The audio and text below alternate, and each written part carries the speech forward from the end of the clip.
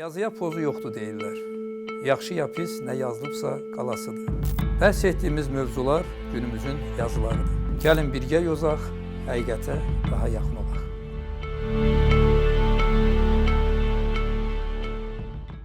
Salam əziz izləyicilər, hər vaxtınız xeyir olsun. Bugünkü həmsöhbətim tanınmış kinoşünas, kinorejissor, əməkdar incəsənət xadimi Ayaz Salayevdir. Ayaz bəy, xoş gəlmisiniz. Salam, çox sağ olun ki, dəvət eləmisiniz. Sizin adınız çəkiləndə həmişə kinonun bir növ yorulmaz təbliğatçısı, dünya kinosunu Azərbaycana tanıdan, yəni maarif işi baxımından nəzərdə tuturam bir adam. Mənim gözümdə belə bir obraz canlanır. Bunun da əsası Sovet dövründə olan o məşhur retro verilişi ilə qoyulub. Sizə Azərbaycan ictimaiyyətinə də retro verilişi tanıdıb. Siz özünüz də bunu qəbul edirsiniz. Bilirəm ki, o verilişi çox məşhurlaşdırdı. Elə tarixlik baxımdan, ardıcılıq baxımından gəlin biz bir o dövrə ekskursiya eləyək və sonra üzü bəri gələk. Siz 82-ci ildə, 1982-ci ildə Moskva Kinematografiya İnstitutunu bitirdiniz. O vaxtki Ümumi-İttifaq Dövlət Kinematografiya İnstitutunu Moskvada bitirdiniz və orada əvvəl bir müddət qaldınız. Sonra 83-cü ildən Azərbaycan televiziyasında, o vaxt indiki ASTV dediyimiz ana televiziyada bu verilişə aparmağa başladınız. Bu veriliş ümumiyyətlə necə oldu, ərsəyə gəldi? Deməli, bu verilişi mən deyərdim ki, Elşad Quliyev, o dövrün, Allah rəhmət eləsin, o dövrün, yəni ASTV-nin rəhbəri, o ümumiyyətlə demək istəyim ki, çox adamın taleyində çox böyük bir rol oynadı. Amma mən belə bir adam tanıdım ki, mənim kimi, mənim həyatımda o cür böyük rol oynasın. Mənim həyatımda Elşad Quliyev o verilişə məni dəvət etməklə çox böyük, belə həll edici, necə deyirlər, talih yüklü bir rol oynadı, mən deyərdim. Bütün, yəni ona görə bugün də çox minnətdaram ona. Mən dili indi də deyə bilmərəm ki, mən öz ana dilimi belə mükəmməl yaxşı bilirəm. O vaxt ümumiyyətlə çox pis bilirdim. Çünki mən Rus məktəbində oxuyurdum. 17 yaşımda düşdüm Moskvaya, 5 il orada formalaşırdım. Sonra qaydanda bir dili çox zəif bilirdim. Mən ümumiyyətlə 4 yaşıma qədər, mən təmiz Azərbaycanlıyam, amma 4 yaşıma qədər mən ümumiyyətlə ana dilimi bilmirdim. Elə mənim yaddaşım da çox yaxşıdır, elə mənim yadımda belə bir xatirə var. 3 yaşım var, yanımda danışırlar və mən heç nə başa düşmürəm. Azərbaycan dili tam belə xarici dil kimi yadımda belə bir xatirə var. 4 yaşımda ben uzaqdan biraz başlayıram. Nənəmin yanına getdim. Dedim ki, niyə görə elçin bilir, başa düşür, mən başa düşmürəm, öyrət. Ama özüm istədim, öz təşəbbüsüm idi, 4 yaşım var idi. Və mən belə dili öyrənə, yəni və mən deyərdim ki, o veriliş, mən onu həmişə də deyirdim, indi də deyirəm, o veriliş mənə daha çox verdi, nəinki mən onu. Mən işimi görürdüm. Mənim üçün bu xilas idi. Mən Moskva üçün, şəhər üçün yox. Amma institut üçün, o mühit, o oxuduğum kinematografiya institutunda mühit belə əvəz olunmaz bir şeydir. Yenə də mənim həyatımın ən xoşbəxt illəridir. Böyle çox darıxırdım. Və bu veriliş həm populyarlıq verdi, həm də ilk növbədə yenə də o, elə bir ki, hansısa bir formada o havanı davam etdirmək mənə bir imkan verdi. Onunla yaşayırdım və onu da deyim ki, ümumiyyətlə bugünə qədər təbii o retro verilişində gedən bütün filmlər sevimli filmlərim deyil, çox az. Amma bugün də kimsə tərəfindən öz çəkdiyim yox, amma başqa dahi rejissorlar tərəfindən çəkilən filmləri təqdim eləməyə mənə çox böyük ləzzət verir. Çox böyük. Və yəni belə, bu qədər əzbərləyirdim, dili öyrənirdim. Mən başa düşmürüm ki, bu mənə populyarlıq verir, nəsə. Mən öz işimlə məşğul idim. Mən yəni Rus dilində yazırdım, sonra lüğətlə tərcümə eləyirdim, bəzən tərcümə elətdirirdim, sonra əzbərli, şeir kimi əzbərli. O vaxt suflör yox idi, indi də mən suflöra razı deyirəm, çünki suflörlə aparıcı danışanda suflör vasitəsilə adamın gözündən o dəqiqə bilinir, o məlumatı qəbul eləyir, yoxsa məlumatı verir. Sən suflörü oxuyanda sən məlumatı vermirsən, sən onu əksinə götürürsən. Diqqəti suflördə qalır. Bəli. Ona görə o beynindən, içindən çıxmalıdır bu sözlər, oradan yox. Ona görə bir şeir kimi, o vaxt heç yox idi elə şey. o televiziya texnikası o vaxtlar necə dayan doldurun bir texnika idi. Mən şeir kimi əzbərləyirdim. Birinci cümlə, ikinci cümlə, sonra birinci, ikinci bir yerdə, sonra üçüncü, sonra birinci, ikinci, üçüncü bir, sonra dörd, belə. Ona görə birinci cümləni yaxşı bilirdim. Çünki onu axırıncı cümləni ben belə əzbərləyirdim, bir gün qabaq əzbərləyirdim, yatırdım, səhər dururdum ki, əzbərli və çalışırdım ki, aşağı heç vaxt. Yəni, bir dəfə kağızı aşağı baxanda artıq mən hesab edirdim ki, bu uğurlu bir veriliş deyil. Yəni, gəldi kameraya. Amma belə yavaş-yavaş. Amma hər halda tamaşaçılar gördü ki, öz ana dilini yaxşı bilməsə də ona hörmətlə yanaşan bir adam var ki, çalışır. Bəziləri çalışmır. Məşhur adamlar adlarını çəkmək istəmir. Abi, sən neçə ildir burada yaşayırsan, sən Azərbaycanlısan. Heç olmasa biraz çalış da, heç olmasa öz-özündə bir çalış. Sənin ana dilindir bu, dövlət dilidir. Biraz öz-özünə işlə, biraz çalış, əzbərlə, oxu, müəllim tut. Heç istəyi də yoxdur. Başa. Doğrudan da. Bəli, bəzilər. Amma mən, yəni, tamaşaçılar gördü ki, mən, yəni, hörmətlə yanaşıram, çalışıram. O bayaq dediniz ki, Moskva mühitin sizi çəkirdi, cəlb eləyirdi. Çox. Deməli, o verilişə başlayan elə illərdə siz həm də paralel Moskvada aspiranturada oxudunuz. Sonra o verilişdən çıxdım. Sözünüzü çıxartdılar. Mərkəzi komitə çıxartdı. Adamın 2-3 il gedəndən sonra idi də deyəsən. 83-də başladı, 86-da getdim aspiranturaya, amma getməsəydim də məni oradan çıxartdılar, o adamın adını da Səbəb nə idi? Deyim, o adamın adını da çəkə bilərəm. Sonra vaxtı ilə burada tutuldu, sonra qaçdı Moskvada. Universitetin professoru oldu. Əfran Daşdəmirov.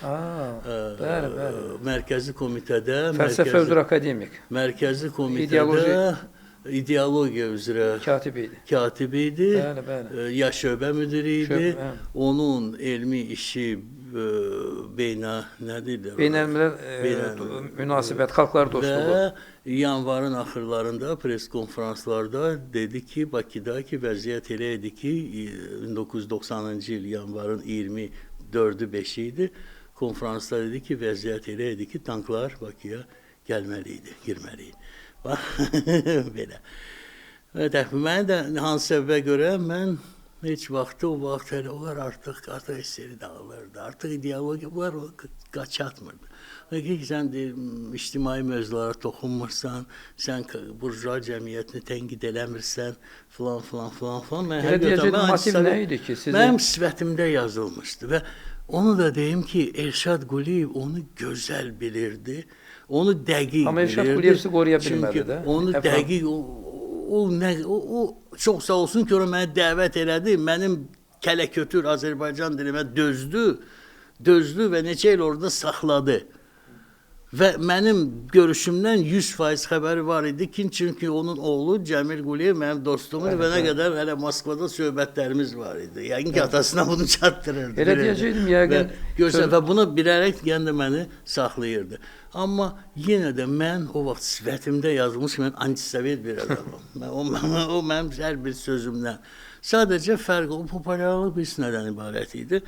O vaxtdakı televiziya, Andropov dövrünün televiziyasında ki, məsələn, Lenin yoldaş deyirdi, Brejnev yoldaş deyirdi, filan, mən də deyirdim, Fellini deyirdi, Antonioni bir adam çıxır, balaca uşağı oxşayan bir dombul bir uşaq çıxır və də Fellini deyirdi, Antonioni deyirdi, bu ben, yəni... O stereotipləri dağıdırdınız da ona görə. Yəni, bəli. Yəni, mən hətta məsələn məcbur idik noyabrın 7-sində Lenin haqqında film göstər. Yenə də mən belə bir mətn yazırdım. Belə bir çıxırdım ki, indi də onu demək. Yəni, çox akademik, quru. Yəni, Lenin rolunun neçə ifaçısı olub, birinci kim olub, başa isə böyük Lenin demirdim. Yəni ki, belə indi də onu demək var. Yəni, akademik bir çalışırdım, yəni heç vaxt böyük Lenin filan partiya elə şeylər bir dəfədə işlətmədim orada. Onlar onu görürdü, gözəl görürdü və nəhayət əmrim deyil. Yəni. Siz Moskvada aspiranturada təhsil aldınız. O dövrdə orada da dərs də dediniz. Amma bura qayıdıb gələndən sonra artıq SSR-nin axırları idi. Müdafiə eləmədiniz əvvəla. Sonra da uzun illər bizim Elmlər Akademiyasının Memarlıq və İncəsənət İnstitutunda çalışdınız, elm işçi kimi, amma bu günə qədər bu uzun illər keçib, bir 40 illik vaxt keçir. Hələ də müdafiə eləməmisiniz. Yəni səbəb nədir ki? Səbəb mən birinci onu deyim. Mən heç kim müdafiə eləyən adamların zəhmətini öncə aşağı salmaq istəmirəm. Qətiyyən istəmirəm ki, o. Amma özümə mən artıq pensiya yaşına çatmışam. Bu günə qədər bir dəfə də o mənə lazım olmayıb. Bir dəfə də elmi dərəcə, bir dəfə də olmayıb ki, fikirləşəm ki, hayf mən müdafiə eləməli, indi mənə lazım vardı. Bir dəfə də belə bir şey olmayıb. İndi deyim, niyə görə oradan qayıtdım? Aspirantura vaxtları dərs də deyirdim. Bəli. Cəmi 2 nəfər Azərbaycanlı Moskvada o kinematografi çox prestij bir dünyanın ən gözəl kino məktəbi. Çünki niyə görə? O kino universiteti idi. O ali təhsil diplomunu verir. Dünyada elə kino məktəblər deyəsən yoxdur ki, sənə ali təhsil diplomunu verir. İndi magistr deyirlər. Bəli. Bəli. Orada dərs deyirdim. Yəni aspirant olalı mənə dərs verdilər. Dərs tələbələr də məni sevirdi falan falan falan. Dünya kinosundan deyirdiniz də? Bir neçə yox. Yəni Ruski Sovet kino tarixi dərsini ekonomistlərə deyirdim. Bir də müasir film rejissorlara. Mən istədiyim qayıtmağımın birinci təbii ki, orada propiska məsələsi vardı və s. və s. Amma əsas səbəblər o deyildi. Əsas səbəb birinci millətçilik. Məsələn, institut içində mənə münasir rektor tərəfdən tələbələrə münasibət yaxşı idi. Bir addım o yana keçirsən, sən millətçiliyinə rastlaşırsan. İndi səhərəcən danışır. Yəni, universitetin dəhlizlərindən çıxan kimi o şəhərdə onu hiss edirdiniz. Hər gün və misalları vaxt yoxdur. Səhərəcən o misalları sizə gətirə bilərəm. Mən də çox bilirsiniz, buna mən nətər deyim, çox pis reaksiya verirəm. Necə məsələn Yahudilər antisemitizmə qarşı görürsən ki, o insanları, Yahudi insanları iki antisemit və antisemit olmayan adam belə bilir. Mən də belə bilir. Yəni mən çox Azərbaycana qarşı belə xüsusilə 87-ci il, 88-ci il və mən gördüm ki, 5 dəqiqənin içində hamı 99% o gözdən ıraqların tərəfində oldu. Mən deyim, mənim ürəyim partiyaya mən burada qalsam. Mən bunu nətərdir, hər gün gəlib vuruşasan, hər gün mübahisə eləsən, mən ömrümü niyə belə keçirim? Və əsas bu, əsas da səbəb o idi ki, artıq o vaxtlar mən özüm kino çəkməyə istədim. Mən Sovet vaxtı qalsaydı, ömrümdə film çəkməzdim. O senzura şəraitində mən ürəyim partlayırdı ki, mən kimsən ssenari versirim. O liberallaşma prosesləri. Sözünüz bağla kəsin, bax siz öz peşənizi sevirdiniz, kinoşünas kimi çalışırdınız, artıq tanınırdınız. Rejissorluğa siz nə cəlb elədi? Sənətimi o qədər də sevmirdim. Doğrudan? Bəli, yazma, mən bilirsiniz necədir, mən çox çətinliklə, mən yazma, bəzən çox uğurlu bir diplom yazmışam, məsələn, o heç, amma, ümumiyyətlə mən instituta girəndən, mən arzu gördüm ki, o yazı pozmağa görə buraya kinoya gəlməmişim. Onu birinci kursdan gördüm ki, məsələn, rejissorlar nəsə mən aktyor kimi həvəslə ora gedirdim, görürüm ki, mən bacarıram bunu. Yəni, və mənlə bir yerdə oxuyan bir qız, indi professordur, o dedi ki, o vaxtdan bilinir, filmə baxandan sonra dedi ki, o vaxtdan bilinirdi ki, sən yaradıcı adamsın, sən o vaxtda mən deyir, sən deyir, nəsə plastilinlə eləyirdin, nəsə bir şey. Və elə də oldu. Mən necə fikirləşirdim, birinci tez idi, çox tez. Mən fikirləşdim, mən ikinci kursda fikirləşdim ki, yaxı bura mən otura bilmirəm, mən gəlib rejissorluğa keçdim. Bir müəllim, yəni ustad deyirdilər, sən elə kino deyir, yaxşı, sən bir film çək, özün balaca, baxım görüm, onu da götürərəm sənə. Oturdum, papağımı qoydum, qabağıma gördüm ki, yox, bacarmıram, tezdir. Artıq oxuyurdunuz, ikinci kurs deyil. Yox, tezdir. Və sonra sizin dostunuz Cəmil Quliyev o ilə demək olar məktəb bitirən kimi qəbul olmuşdu. Bu, hələ öz şeydir, hələ öz yolu var. Mənim üçün tez idi. Sonra da artıq SSR-i dağılmağa başladı, gördüm ki, öz-özümə dedim, ya sənin vaxtın gəlir deyəsən. Axı deyəsən, vaxtın gəlir, getdim debüt studiyasına. Ona görə bugün də Eldar müəllimə. Allah rəhmət eləsin. Allah rəhmət Eldar eləsin. Quliyev. Çox minnətdaram. Mən getdim və çox eybəcər bir bədii filmin qısa metrajlı bir senari yazdım. Çox biabırçı bir şeydi. Getdim, yanına heç vermədim. Dedim, Eldar müəllim, mən film çəkmək istəyirəm. O çox dedi, sən sənədli film çəkmək istəyərdin. Dedim, hansı mövzuda? Deyir, bax, Tağıyevin qızı Sara xanım haqqında. Mən də Sara xanımı evdən eşitmişəm. Mənim babam onun işçisi olub. Onun puluna Belçikada oxuyub. Babam o Ağşəhərdə şey var, tikiş kombinatı. Bəli. O müdür olub babam. İlk Azərbaycanlı mühəndis, toxucu mühəndis olub.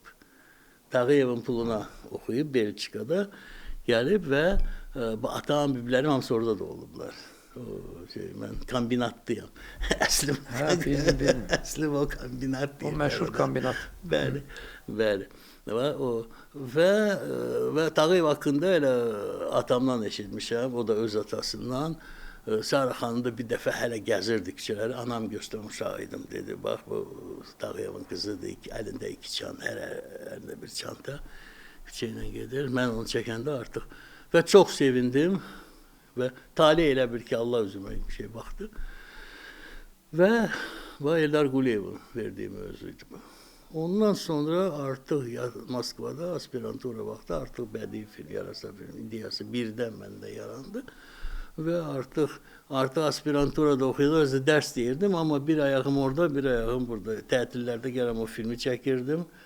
Sara xanımı sonra qaydırdım. Belə çox maraqlı bir həyat sürürdüm. O da maraqlı, çox belə bir dəfə çox faciəvi günlər idi. 88, 87, sonra 88. Amma digər tərəfdən də sevinirdik ki, liberallaşma var, artıq azadlıq var. Mən çünki o Sovet ideologiyasına mən nifrət edirəm. Atam da biz nəsillikcə xalq düşmür. Mən 2 babam repressiya qurbanıdır və mən onunla həmişə, düzdür, atamın atası qaçdı sonra İrana. Amma anamın atısı Sibirdə öldü. Yəni mən həmişə də ondan fəxr edirdim ki, mən belə iki tərəfdən siyasi məhbus nəvəsiyəm. Ondan həmişə fəxr edirdim. Atam da bizdə Komünist Partiyanın üzvü olmayıb ailəmizdə. Həmişə hələ uşaq ikən evdə o antisovet söhbətləri eşitmişəm. Atam çox ehtiyatlı adam idi, amma evdə uşaqlıqdan biz arzulayırdıq ki, Azərbaycan ayrılsın. Mən uşaqlıqdan, 10-11 yaşımdan atamla ailədə belə söhbət eşitmişəm. Ki, Azərbaycan bir müstəqil ölkə, həyat vursun məsələsi. Bu ürəyini boşaltmaq demişkən, siz Rus dilinin əhəmiyyəti, Rus mədəniyyətinin əhəmiyyəti ilə bağlı bir dəfə çıxış elədiniz və bu bir mənalı qarşılanmadı, yadınızdadır. Hətta bir müəyyən qism... Məhz bir mənalı qarşılanmadı. Və müəyyən qism adamlar da sizin belə açıq-aşkar üstünüzə düşdülər, necə deyirlər, o biraz da loru dildə desək, töküldülər üstünüzə. Amma siz onda yadımdadır ki, bax, bayaq söhbət vaxtı dediyiniz o məqamı xüsusi qeyd elədiniz ki, mən Moskvadakı mühitin, yəni o şovinist mühitin, bəli, bugün də qeyd edirəm ki, belə bir şey var idi, mən ona nifrət edirdim hələ o vaxt, amma danmaq olmaz ki, Rus mədəniyyəti, Rus dili, bizim inkişafımızda, Rus təhsili, xüsusən, yəni indi o dövrdə Sovet təhsili sayılırdı, bizim inkişafımızda böyük rol oynayıb. Bugün də yəqin həmin fikirdəsiz. Bunu biraz da necə əsaslandırardınız? Sizin üstündən müəyyən vaxt keçib? Məmnuniyyətlə. Ümumiyyətlə, öncədən deyim ki, nə vaxtsa kimsə yenə də Rus sektorunu bağlamaq söhbətini qaldırsa, mən o dəqiqə hazıram, döyüşə hazıram, o dəqiqə. Yəni, onun qarşısına çıxacaqsınız. O dəqiqə. Hələ ki, mən sağam, hər Rus məktəbini onu söksələr, dağıtsaq, qabağında deyəmə, hazıram bu bir. Mən çox vətənpərvər bir adamam. Mənim Rusiyanın bizə münasibətinə, xarici siyasətinə zəhləm gedir, nifrət edirəm. Mən o ölkəyə şeydən başqa heç nə arzulamıram, yəni fəlakət və s. Amma dil ayrı şeydir. Hindistanda bütün o İngiltərəyə qarşı çıxan ziyalar hamısı ingilis dilli. Hamısı ingilis dilli idi. O olmasaydı, ümumiyyətlə onu deyim ki, siz razısınız yəqin ki, hər hansı bir millətin qaymağı, onun biri duzon qavacaq, elm adamlarıdır. Siz hansısa bir Rus dilini mükemmel bilmeyen elm adamını, seviyeli elm adamını burada Rus dili olmasın, İngiliz dili olmasın təsəvvür edə bilərsiniz? Yox, yox. Yaxşı, sən qərbi sevmirsən, şərq meyillisən. Bunlar hamısı ərəb dilini bilir, fars dilini bilir, əski əlifbanı bilir. Yox, yox. Heç olmasa yaxşı onu bildi. Mənim babam, həmin o babam. Ərəb, fars, rus və yəqin ki, fransız, Belçikada oxuyubsa onu bilmirəm. Bu dilləri bilirdi. Ehtimalla. Rus dilində o İrandan gəlmişdi. O radyo ilə mən bibim danışırdı, ayırırdı. Bu Leningrad diktorları yoxsa Moskva diktorları. O dərəcədə. Hə, o dərəcədə. Yəni bax belə. Yəni bu Rus ədəbiyyat və s. və s. Yenə də deyirəm, Rusiyanı ilahələşdirmək olmaz.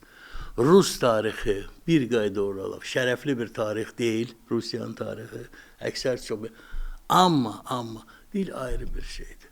Moskvada oxuyanda öz-özümə deyirdim, ya da dözəsən, bilik alasan, ya da dözməyəsən, gəlib sonra sən hiçbir şey al. Başa düşürsünüz? Bu belə bir şey, bu belə bir şeydir. Rus dilini, Rus mədəniyyətini Rusiya ayırmaq lazımdır. Rus dili artıq və onu deyim, Rus dili artıq Rusların, təkcə Rusların dili deyil. Çingiz Aytmatovun dilidir, məsələn. Mankurt sözü, Türk sözüdür. Bütün dillərə girdi bu. Bütün xalqların dilləri, İngilis dilində də işlədilər, Rus dilində də Azərbaycan, Manqurt bizdə deyil. Manqurt sözü. Amma onu Rus dilində yazırdı, Aytmatov. Onu məcbur edən yox idi. O Qırğız, Rus dili daha rahat idi. Rus dili, yenə dedim, Rus dili Maksud İbrahimbəyevin İniyə было лучше брат əsəri. Ondan yaxşı qardaş yox idi. Rus dilində oxuyursan, amma elə bil ki, artıq səndə bir tərcüməçi beynində var və sən onu elə bil ki, Rus dilində oxuyanda elə bil ki, Azərbaycan dilində oxuyursan. Yəni o sinxron tərcümə gedir. Elə bir, sinxron tərcümə, elə yazıb onu. Yəni Rus dili, Rus xalqının, təkcə Rus xalqının artıq dili deyil. Dili deyil və bu baxımdan bu Rusiya heç bir onu şey var. İki dil, hər hansı bir ziyalı ana dili səviyyəsində hər başqa bir dildə, bir dənə də dil bilməlidir. Və bu adamlar hər şeyi çox ciddi bir məsələdir və gələcəkdə indi yox, gələcəkdə özünü göstərə bilər. Bu adamlar hər şeyi endirmək istəyir, öz səviyyəsinə endirmək istəyir, öz səviyyəsizliyinə endirmək istəyir. Söhbət ondan gedir. Bu savadsızlıq üstümə gəlmiş, savadsızlıq. Onlar görür, onlar mən deyəndə ki, filan, bütün bunları deyirəm. Bunların bir qulağına gəlir, onu qəbul edən bir qulağından girir, o birisindən çıxır. Həmişə, hər zaman savadsızlıq, səviyyəsizlik, vətənpərvərliyi bir bayraq kimi götürüb gedir. Bu söhbət ondan gedir. Mən yenə də deyirəm, təbii ki, burada bir dövlət dili olmalı, Azərbaycan dili. Qətiyyən Rus dili, nə başqa dil, burada olmamalıdır, bir dövlət dili. Hamı mükəmməl ana dilini bilməlidir. Amma bununla yanaşı daha bir dili. Mən idealda, mən elə düşünürəm, idealda. Hüseyn İbrahimbəyevdən, Maksud İbrahimbəyevdən danışmışkən, biz ittifaqla bağlı da məsələyə... Yox, biləm, bu iki adı bir qatma olmaz. Bu çox ayrı, orada bir familiya eynidir. Yəni siz onları bilirəm, mövqelərini və əqidələrini fərqli sayırsınız. Maksud İbrahimbəyev unikal bir yazıcıdır. O Rus ədəbiyyatından gəlməyib. O özü-özündən gəlib. Sadəcə Rus dilində özünü ifadə edir. Özü-özünü. Onun əsərlərini oxuyanda görürsən ki, o Azərbaycan mühitini, məsələn, hətta bu yaslarda hansı yemək verilir, xırdalıqlar. Mən fikirləşirəm, bu hardan bilir axı bunu? Axı bu başqa bir mühitdə böyüyüb. Axı bu adamları məsələn, hardan tanır? Bu çayxanada operalan söhbətlər hardan eşidib bu? Və s. və s. Yəni, bayaq adını Çətin Zəsər var idi, ondan yaxşı qardaş yox idi. Bəli. Bu, elə bir ki, köklərdən çıxan bir ziyalıdır. Bu unikal bir Azərbaycan mədəniyyətinin unikal bir hadisəsidir və mən sizə bir misal gətirim, icazənizlə vaxtımız varsa. Başqa bir adamın adını çəkməyəcəm, özünüz biləcəksiniz. Yəni, Qarabağ məsələsi başlayanda Moskvada Drujba Narodov jurnalı var idi və bu yeganə, yəni milli respublika yazıçının tribunası idi. Orada onları çap edirdi və Azərbaycandan ora 2 məktub gəldi. Biri Maksud İbrahimbəyevdən. Digəri milli ədəbiyyatın rəmzi sayılan bir adam tərəfdən. Biri çox vətənpərvər, aqressiv, bizi müdafiə edən, erməniləri ifşa edən bir məktub idi. Digəri tamam başqa səfkidə. O birincisi yəqin ki, Maqsud müəllim. Maqsudu bilir, ikinci adını çəkməm. Özünüz bilirsiniz, hamı da bilir. Və təxmin elədim. Bəli. Və təsəvvür edin ki, bu necə başqa cür. Bu Azərbaycan dili, bu rus dili. Mən çox təəccübləndim ki, bu vaxtlar məhz Azərbaycan dilli ziyalılar arasında pasifist daha çox idi. Nəinki, xeyli daha çox idi. Nəinki, mən sizə deyim. O qardaşların siz dediniz ki... Ona da o ayrı şeylərdir. Mən Maqsud bu qədər. Bu digər haqqında danışmaq istəyirsə, onu da deyə bilərəm. Rüstəm İbrahimbəyovun ssenari müəllifi olduğu Qafqaz Üçlüyü filmi var. Onu da o vaxt Danilya gərək ki, yox. Yox. Rejissor Eldar Şengilaya çəkmişdi. Və 2015-ci ildə bu film lentə alınıb, amma 2018-ci ildə Azərbaycanda elə bil bu filmlə bağlı bir kampaniya başladı. Onun da cığırdaşı, yanılmıramsa, siz idiniz. Bu necə başladı? Hamının yanında, o kampaniyanın mənbəyi... Yəni, sözünüzü balından kəsim, əvvəlində dedilər ki, doğrudan siz özünüz ona baxmışsınız, xəbəriniz olub, başlamışsınız, amma birində də bir variantda söhbət gəzirdi ki, sizə bu sifariş verilir. Bəli. Çünki sizin ardınızca bir neçə nəfər bizim tanımış kino adamları başladılar o filmi pisləməyə. Hətta özünüz bilirsiniz ki, filmdə, özünüz də filmlər müəllifisiz, əsas filmin yiyəsi belə deyək, rejissordur, amma hamı düşmüşdür Rüstəm İbrahimbəyovun üstünə. İndi. Yəni Danilya qalmışdı, Şengilaya qalmışdı bir tərəfdə. Amma Şengilaya'da mən yeri gəlmişkən, Kino İttifaqda dedim ki, gəlin ona bir açıq etiraz məktubu yazdım. Mən nə deyirdim? Saqqalım yoxdur, sözüm keçmədi. Siz o ikinci ittifaqda da o vaxt. Bəli. Saqqalım yoxdur, sözüm keçmədi. Dedim ki, gəlin bir etiraz məktubu yazaq ki, çox belə, sənin atan burada 26'ları çəkib. Sən də belə bir şey, biz həmişə Gürcü aktyorları dəvət edirik filmlərimizə. Sən də belə bir addım attın. Amma onun da təqsir yox idi. Sənə hazır onu verəndə onlardan nəysə. İndi sizin sualınıza cavab verirəm, sizə böyük məmnuniyyətlə. Yəni, birincisi o kampaniya deyil. O kampaniyanın mənbəyi mənəm. Nə Əli Həsənov, nə Ramiz Mehdi, mən onların üzünü də görməmişəm heç vaxt. Nə onların köməkçiləri, nə onlardan bir şey gəldi. Deməli, onlar sonra o kampaniyanı bəlkə yaradı. Amma mənbəyi mənim. Amma sizin çıxışınız onların işinə yaradı, belə deyək. Yad olsun. Mən o mənbəyi oldum. Niyə görə? Mən o filmə baxdım, o məqalə çıxandan bir il əvvəl, bir il keçdi. Mən bir il götür-qoy eləyirdim. Bir il götür-qoy eləyirdim. Onu 2017-də yazmışdınız. Bir il yazma. Gördüm, yox. Mənə vaxtı ilə bir nəfər, çox müdrik bir adam dedi ki, sənin ürəyində, qəlbində çox axıra qədər tikilməyən binalar var. Sən şey eləmirsən, insanlar münasibəti şeylə qutar, necə müəyyənləşdirmək? Korlamaq istəmirsən də, elə bir davam et. Yox, yarımçıq qoyursan. Ondan sonra o məsləhətinə qulaq asın, yox, bunu yarımçıq qoymamalıyam. Mən onu yazmalıyam, bu nə deməkdir? Bu nə alçaqlıqdır? Bu belə alçaqlığın, bu ssenari, bu filmi. O filmə təsadüfən baxdınız? Təsadüfən baxdınız. Mən özümdə bir necədir? Mən bilirdim ki, belə bir film Qafqaz Üçlüyü var. Və mənə elə gəlirdi ki... Xalqlar dostluğundan bəhs edir. Yox, özümə belə bir uydurma bir şey ki, eşitmişəm ki, nə vaxtsa üçlük, yəni tar, kamança, bir də xanəndə biri Gürcü, biri Azərbaycanlı, biri də o millətdən, üçü gediblər Berlinə nəsə yazmağa. Mən nə üçün, hardan bilmirəm, hardansa yəqin ki, bu mövzudur. Özüm üçün. Onunla assosiasiya olundu da. Mənə elə gəlir ki, o Qafqaz üçlüyü, bu 3 nəfər musiqiçi gedir oraya. Sonra heç ona baxmır. Sonra baxdım. Mən o alçaqlığın dərəcəsindən, tüklərim biz olur. Nə dərəcədə alçaq adam olmaq lazımdır ki, belə bir senari yazasan ki, sən nə qədər görürsən ki, bu yeri gəlmişkən, bəzən deyirlər, siyasətləşdirməyək. Bu siyasi məsələdir. İlk növbədə. Niyə görə? Nə qədər ölkəmiz vəsait, güc, hər şey çatdırır ki, bura tolerant bir ölkədir. Tolerantlığı çatdıraq. Niyə görə? Biz tolerant xalq tanımasalar ermənilərə status verəcəklər.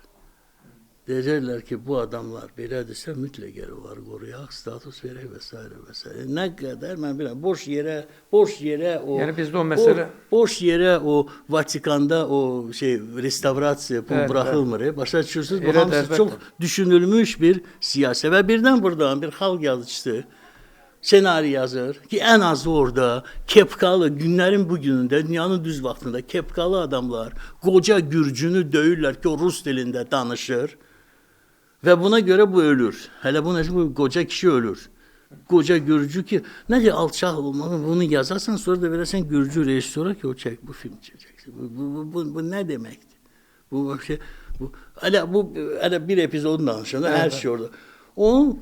O filmin ideyası, ondan ibarətdir ki, o, necə deyim, Azərbaycana qarşı, Azərbaycanın o mənfi imicini yaradan o bütün qüvvələrin, onlar çoxdur dünyada, onların ideyasını irəli sürürdü ki, Azərbaycanlıların Qarabağ məsələsinin səbəbi Azərbaycanlıların ermənilərə əsassız bir nifrətdən gəlir. Budur. O cür qələmə verir. Barışmalı, yəni bu dalaşıblar, gərək barışsınlar. Bu işğaldır. Və həmin adam sonra müharibənin düz ortasında 22-ci gündə təxmini ki, bizim uşaqlar hər metriyə görə ayağını itirir, qolunu itirir, başını itirir, ana orada saçını yonur. Bu Maksim Şevçenko'ya deyir. Rus dilində deyirəm. Я считаю, что я не вправе, мы не вправе отказывать армянам в противоположной точке zrения. Bu müharibənin ortasında. Tərcümə edin, xahiş edirəm. Rüstəm İbrahimov demişdi onu. Bəli. YouTube-da var, siz göstərirsiniz. Yəni bizim, əvvəl deyib ki, mən təbii əminəm ki, Qarabağ bizim torpağımızdır, özdə belə bir belə də özdə deyir. Amma mən elə düşünürəm ki,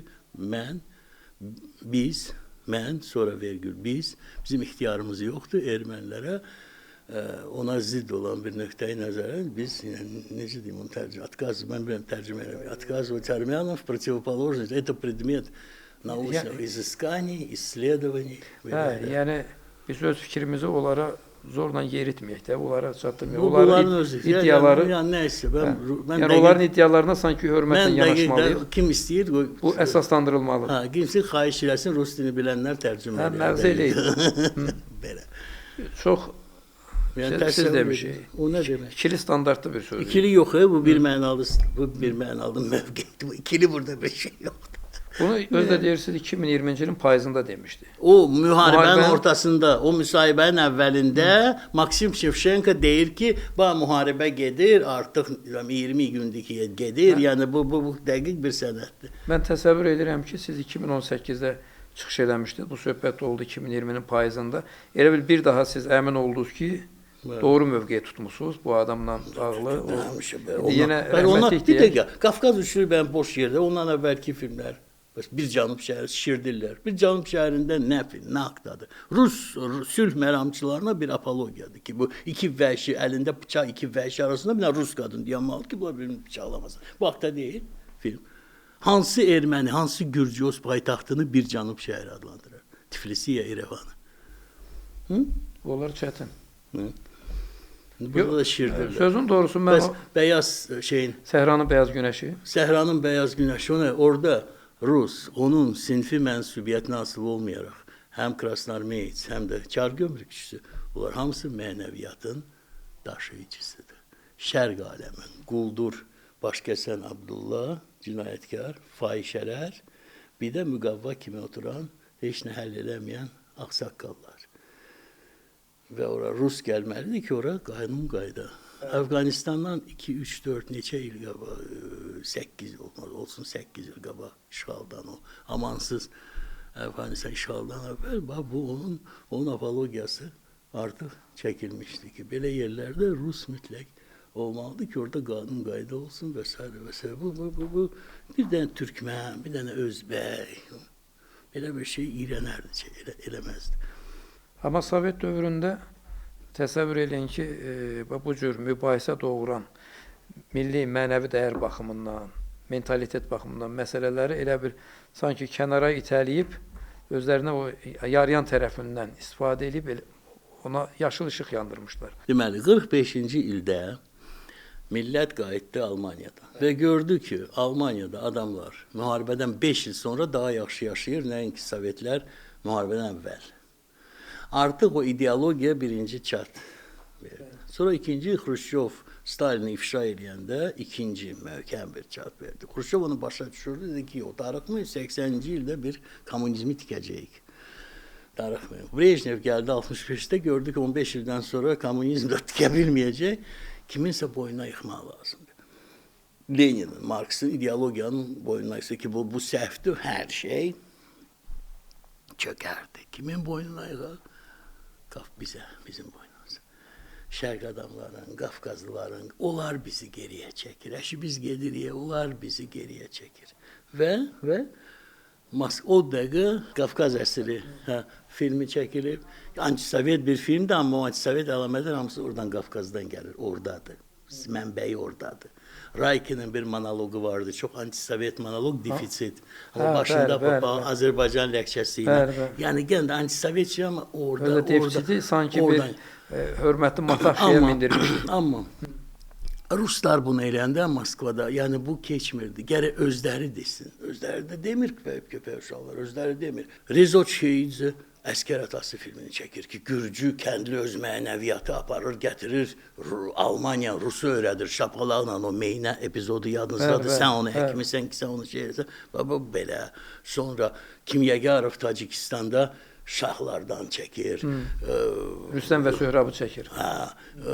Jalakeviç Litvada heç kim ölmək istəmirdi, Nikto ne xatil ölmək filmini çəkir ki, göstər ki, siz bu Litva xalqını necə bölmüsünüz, necə şeyirsiniz.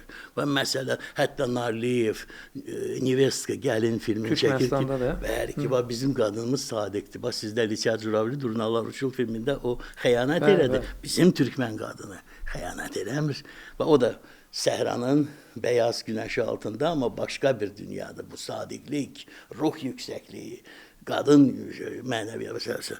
Yəni hərə nəsə bir adam tapmalıydılar ki, tapdılar.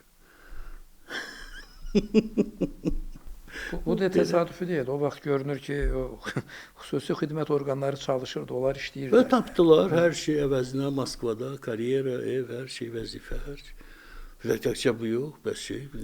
Görmən, filmə adlarını çəkmirəm. Belə bir məhlə görmüsünüz ki, arvadı hər gün eşək kimi döysün, o bağırsın, qonşular qarışmasın. Belə bir həyat təsəvvür edə Özdə o dövrddə, çətin. Yaxud da korrupsiya hər yerdə var. Özdə aləmi var. Bizdə elə mən bir neysə, elə adımız bizim filmlərin adlarını çəkmirəm və s. və s. Hayır, bu Qafqaz üçlüyü o məntiqə uyğun bir davamdır. O boş yerdə bu düşünülmüş bir əlvida Cənub şəhəri nədən başlayır? Azan. Yəni bu Bakının üstə bir azan. Hələ o filmin davamı da oldu da, bilirsiniz. Əlvida Cənub şəhəri. Onu deyirəm də, azandan başlayır. Yəni bu hamısı Rus ideologiyasına işləyən şeylərdir və bununla ona görə mən deyirlər, bəsdir, sən elə bir şey. Yox, bununla mübarizə aparmaq lazım. Bu bir ideologiyadır. Bu günə qədər müasir uşaqların çəkdiyi filmlərdə də özünü göstərir. Gözümüzü vəhşi göstərək ki, bilsinlər ki, bax, bizə mənəm vəhşidir, mən bilirəm. Elə bir ki, bu filmlərin, səndən üstün bir xalqlar var ki, sən onlara nəsə çatdırmaq istəyirsən və s. Yəni, qul psixologiyasıdır bu. Və bu da siyasi məsələdir ki, bu adamlar bir-birini qırırlarsa, filmlərin adlarını çəkmirəm, müasir filmlər. Bir-birini qırırlarsa, gərək o ermənilərə status verək də, görürsünüz. Bir-birini qırırlarsa, təsəvvür edin, bu ermənilərin başından oynaşacaqlar. Çox təəssüf ki. Ayaz mən bu da söhbət xoşlayın. Yarasa filminiz var. Bu yaradıcılığınızda deyərdim xüsusi yer tutur və ən çox populyar qazanan filminiz. Çox sağ olun. Hərçənd o film də o vaxt bir mənalı qarşılanmadı, mübahisə doğurdu yəqin. Ümumiyyətlə, xaricdə onun əks halası, onun müvəffəqiyyəti və burada o çox fərqli oldu. Fərqli oldu. Çox fərqli oldu. Burada yəni özdə siz onu elə bir vaxtda başladınız ki, artıq Sovet dağılmışdı, müstəqilliyin ilk illəri idi. Dünya kinosunun 100 illiyinə doğru gedirdik. Sizdə də yadımdadır. Ben o fikirde değildim. O 150'ye gördüm ki ancak 95'te onu çattırabilirim. Evet. Ben 93'den ileri Moskva'da yazmıştım. Evet. Aspirantura vakti. Siz 93'te Gördüm ki- çəkirdiniz onu. Ha, 92'de artık hazır idi her şey. Öyle mi? Pul taptım 92'de. 93'te başladım çekmeye. Gördüm ki artık 95'e gelip çatır. Kino 150'ydi. Burada da filmler var. Burada kino değil. Orada mimarlık da var, edebiyat da var, tiyatr da var. Her şey var. Gel. Onu kinonun 150'de her Amma orada bir maraqlı ideya da Ama var. evvelden ona göre bu çekilmiyor. Elə senaryoda o əvvəl nəzərə alınmamışdı. Yok, nəzərə Amma siz sonra onun belə bir Evvelden ki bu kinonun 150'ine o nəzərə alınmamış. Amma orada belə bir yozumu var idi ki, 150 ərəfəsində o kişi filmin qəhrəmanı, klassik kinonu, ağ-qara kinonu belə deyək də rəmzidir. Ağ-qara kino artıq məhv olur, yeni mahiyyət kəsb edir, yeni estetikaya çevrilir və o şeyin arasında qalıb. Nə deyirlər? Bu seçimin, bu mübarizənin elə bir arasında qalıb. Sizin qəhrəmanınız o klassik yolun daşıyıcısı idi də. Bilmirəm, siz o istədiyinizi elə bir cəmiyyətə çatdıra bildiniz, o necə qarşılandı? Bilmirəm, mən heç vaxtı heç nə kiməsə çatdırmağa çalışmıram. Mən bu haqda düşünmürəm. Öz bildiyinizi eləyirsiniz, necə deyəli, öz işinizi Çalışıram, görürsünüz. təbii maraqlı bir şey olsun. Yəni mən kamera dayanıb Tarkovskiyə nəsə bənzər bir indi sevirlər şey, kamera dayanıb 5 saat işdə baş vermir. Yox elə şeylər var. Amma mən bu baxımdan düşünürəm, yəni maraqlı bir tamaşa olsun, amma ümumiyyətlə düşünmürəm. Necə mən sizə onda səmimi bir şey deyim. Mən Yarasa filmini çəkəndə bilmirəm, heç vecimə deyildi. O baxılacaq, baxılmayacaq, festivala gedəcək, getməyəcək. Amma sonra festivaldakı uğur məni korladı. Çox korladı. Artıq bu məni azadlığımı şeylədi. Və o vaxta qədər ki, sən festival haqqında düşünmürsən, heç nə haqqında düşünmürsən, sən tam azadsan, sanki çox istəyirsən ki, indi belə bir senaryo yazıram. Mən artıq çalışıram ki, festival haqqında neçə il keçibi üstündən ki, mən bu azadlığı bəlkə yenidən əldə edirəm. Hələ axıra qədər də əldə etməmişəm. Sən heç nə vecibə olmasın. Nə festival uğuru, nə pul, nə bir şey. Sən sadəcə onu ekranda gör. Onda uğur doğur. Amma bu söhbət ondan. Elə mən deyəcəkdim ki, heç nədən gərək fikirləşmir. Nə puldan, nə uğurdan, nə bir şeydən, nə tamaşaçıdan. Sən sanki səndə belə bir çox belə bir lap dəhşətli bir etiraz. Etiraz yox, nə deyərdim? Dəhşətli bir, bilmirəm, bir istək olsun, onu sən ekranda görərsən, onu sən gerçəkləşdirərsən. Yəni bir yanğı, bir çılğınlıq ki. Bilmirəm, onda bir şey alınır. Ona görə də tamaşaçı... Bax, uzun illərdir, sözdə qüvvət, indi bir şərti də bir bölgü var ki, festival filmi, sanki festival üçün düşünülməyən film. Bilmirəm, sizin bu bölgüyə münasibətiniz necədir? Məsələn, mən sözün doğrusu, sənət baxımından yanaşanda həmişə bu festival filmi bir qədər qəribə gəlir. Çünki siz özünüz də yaxşı bilirsiniz ki, bugün kino artıq siyasiləşib, festivallara təqdim olunan, çıxarılan filmlər əsasən məhz o siyasi tələblərə cavab verildiyinə görə bəyənilir. 100% razıyam. Yəni sənət qalır bir kənarda, 100% razıyam. siyasi tərəfi ilə udur. Elədir mi? Və Azərbaycandan yaxud da digər belə bir ölkədən gələn filmlər tamaşaçı onu görmək istəyir ki, oradakı ekranda təsvir olunan həyat, məsələn Azərbaycan, onun həmin o qəlb tamaşa Azərbaycandakı həyatın təsəvvürlərinə uyğun olsun. Başa düşürsün, mən necə düşünürəm, elə də görmək istəyirəm. Mən bunları vəhşi bilirəm, onu da vəhşiliyi də görmək istəyirəm. Mən bunları, məsələn, amma bizdə onu bir uğur kimi qələmə verirlər ki, tamaşaçısı, məsələn, gəlir və fransız filminə, İngiliz filminə baxanda orada həkimi də görmək istəyir, yazıcını da görmək istəyir, məsələn ki. Bizim kimi orada bir ibtidai bir hansısa bir tayfanı, məsələn, qəbiləni görmək istəyir və s. və s. Buna qarşı mübarizə aparmaq lazım. Buna qarşı qəti mübarizə aparmaq lazımdır. Kinonun artıq vaxtı və bu haqda əfsuslar olsun ki, məndən başqa deyəsən heç kim düşünmür ki, Azərbaycanın zəngin bir daxili aləmini üzə çıxartmaq lazımdır. Azərbaycanın daxili aləmini, yuxularını, hisslərini, məyus hisslərini, bilməm nəyi hisslərini. Bizdə hansısa bir filmdə həyatın mənasını, həqiqət axtarışları ilə məşğul olan biz Azərbaycanlı görmüşük, obraz görmüşük. Və bu gün də siz demiş, o sanki yanlış yolla gedirik. İndi də hədəf götürülür ki, filmimiz dünyaya çıxsın, festivala çıxsın. Amma bu festival, siz demiş, bizi sənətdən kənarda qoyub o siyasi çaları ilə qəbul eləyəcək. İkinci də yox, o da yanı tarixi göstərmək. Biz ondan vaxt olardı. Biz müharibəni udusaydıq, göstərək keçmiş. Azərbaycan tarixində bugün kimi şərəfli günlər olmayıb. Təqribən Biz ən şərəfli tariximizin ən şərəfli günlərini 2020-ci ildən bəri bugünə qədər yaşayırıq. Tarix budur, indi. Budur. Ən şərəfli günlər budur. bunu ekrana gətirmək lazımdır. Yox, nəyimizə lazımdır? Geçmişi bilirik də. Yəni bu cür heç vaxt olmayıb. Onu duymaq lazımdır. Ümumiyyətlə o fikirlə razısınız ki, bu keçilmiş yola, yəni müharibə ilə bağlı da konkret deyək. Bəzən indi deyirlər ki, 3 il, 5 il keçib, niyə bir ortada səviyyəli film yoxdur? Amma o saat analoji belə bir misal çəkirlər. Sovet dövründə bütün o yaxşı filmlər, müharibədən bəhs edən hamısı 15-20 il sonra çəkildi. Siz o fikri ümumiyyətlə qəbul edirsiniz? Bilmirəm. Mən bilirəm, bu fikri tanışam, yəni o xəbərim var. Əskər atasını deyirlər. Belə bir fikirdən xəbərim var, bilmirəm. İnsan taleyini deyirlər, Bahar 17-anlı deyirlər. Belə bir şey xəbərim var, deyə bilmərəm. Bizdə şərili çörəyi. Mən məsələn bugünə qədər fikir verin, müharibə mövzusuna həsr olmuş filmlərdən daha çox nə mövzular? Kəsilmiş ayaq, meyit, dəli, yəni o qədər bu, təbii ki, rejissorda kollektiv bir şuur müharibədən ancaq qorxu hissi keçirir. Elə bir ki, bir uşaq müharibə getmək istəmir və gözünə belə şeylər gəlir, kəsilmiş ayaq, tabut, dəlixana, bu ancaq qorxu hissi, belə necə deyim, belə başlıca bir hisslərdən.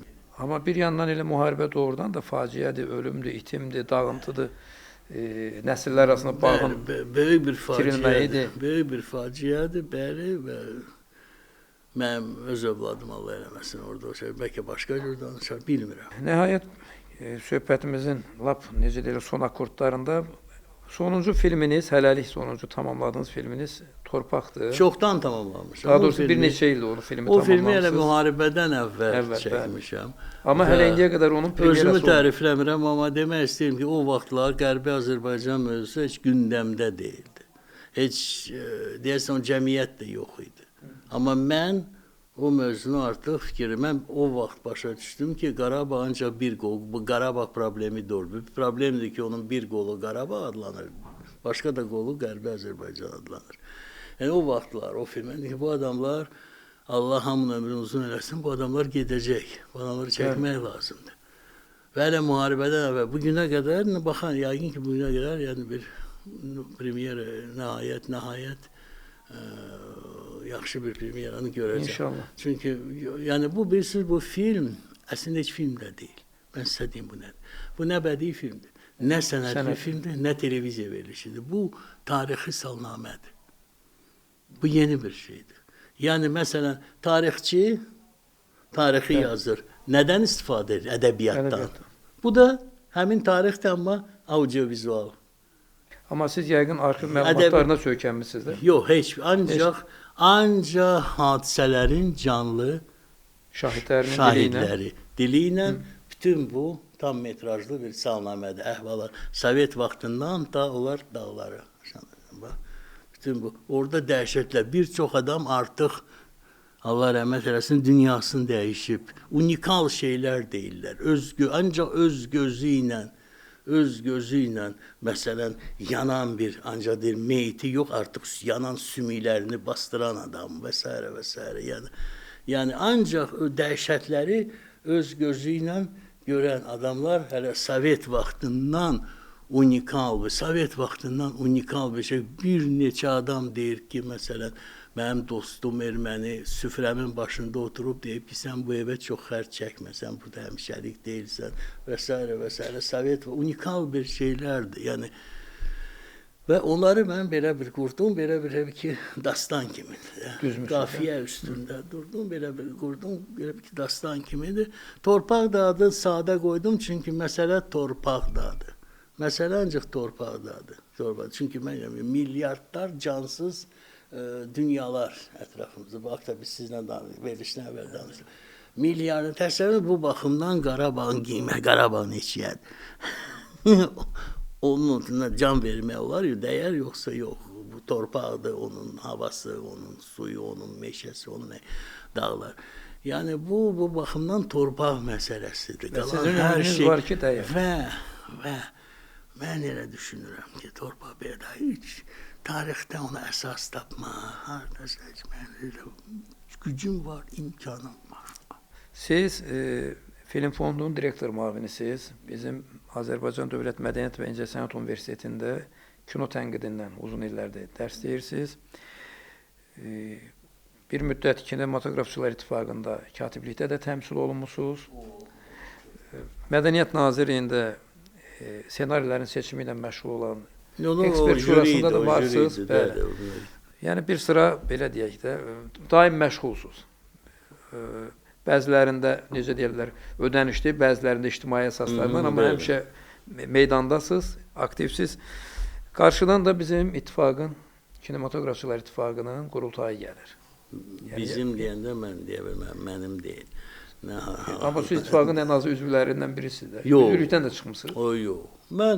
Mən qabaqcadan dedim, müsahibələrdə də dəfələrlə dedim ki, o ittifaqlar yenidən birləşsə mən oradan çıxacağam. Necə dedim, elə də elədim. O vaxt çıxdınız deməlisiniz. Bəli. Yəni heç nə yazmam, təzə ittifaqdır, gərək artıq bir şey. Artıq mən oraya getmərəm, bir qurultaya getmədim. Siz belə elan elədiniz və ona görə də... Bəli, qurultaya da getmədim.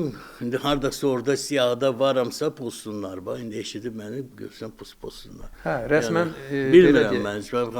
Necə mən təzə, məndən soruşmaq lazım idi. Bunlar birləşəndə artıq yeni bir təşkilatdır. Mən nə qurultaya getdim, nə bir şey getdim.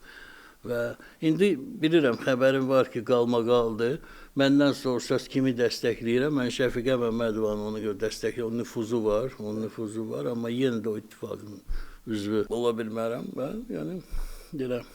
Bəs yaxşı, Azərbaycan kinosunu 128 yaşlı artıq. Azərbaycan kinosunun gələcəyini necə görürsünüz?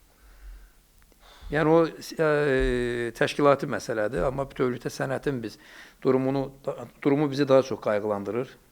Düşünürəm ki, sizi də həmçinin, şəxsən məni. Mən gələcək haqqında heç nə, çünki biz həmişə gələcək haqqında düşünəndə həmişə səhv, gələcək haqqında gələcəyi bilmək olmur. Ola bilsin, elə adamlar gəldi ki, heç xəbərim yoxdur onlardan. İndiki adamlara baxanda çox, necə deyim, çox qeyri-nikbin, belə deyərdim. Amma indiki adamlara baxanda, amma bəlkə elə adamlar gəldi ki, heç bizim xəbərimiz yoxdur. Belə bir mədəniyyətdə bəlkə bir partlayış yaranan heç bilmək olmur. Heç həqiqətən bilmək olmur. Mən onu səqiqədən deyirəm, ona görə deyə bilmərəm. İndiki, yenə də sualdan qaçmıram, indiki çəkilən filmlərə baxanda çox, bu cür olsa çox qeyri-nikbin. Bu cür. Yəni, bu cür davam eləsə, arka Azərbaycan kinosunu ağ günə çıxardası deyil. Yox, arka. Söhbət arkadan getmir. Söhbət təşkilatdan getmir. Söhbət ümumiyyətlə sənət adamlarının səviyyəsindən gedir. Söhbət sənət adamlarının kinoda nə istədiyindən gedir. Mənim aləmimdə kinoya pul ya şöhrət dalınca gələn adamları təpi ilə oradan qovlamaq lazımdır. Amma həyat, insan, millət haqqında öz düşüncələrini, dərin düşüncələrini, illərlə formalaşmış düşüncələrini ekrana gətirmək istəməyən adamlarla mənim işim yoxdur. Xüsusilə kommersiya və s. Festival uğuru nədir biz artıq bu haqda söhbət elədik, kommersiya nədir? Göz qabağında da adamın zövqünü məhv eləyir. Qalır üçüncü yol. Üçüncü yolda, bu haqda məncə düşünən görmürəm.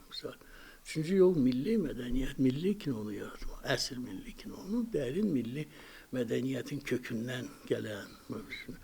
Belə, amma milli deyəndə o, mən çox geniş yanaşıram. Təbii ki, bu elə geniş də götürülməlidir də. Yenə nikbin olaq. Ümid eləyək ki, sizin o bir gözə görünməz qüvvəyə də ümid kimi baxırsınız. Belə də bitirək ki, kinomuzun da gələcəyinə bir ümidlə yanaşaq. Bu təkcə İnşallah. kino yox, mədəniyyət və bəs başqa mənə sənətşünaslar deyirlər ki, təsviri sənət o Təbii, hamısının bugün demək olar necədir? Bir şey var ki, oxşar aqibəti var. yox, bir şey, biz bu haqda danışdıq, yenə də təkrar. Mən uşaqlıqdan müstəqilliyin tərəfdarı idim.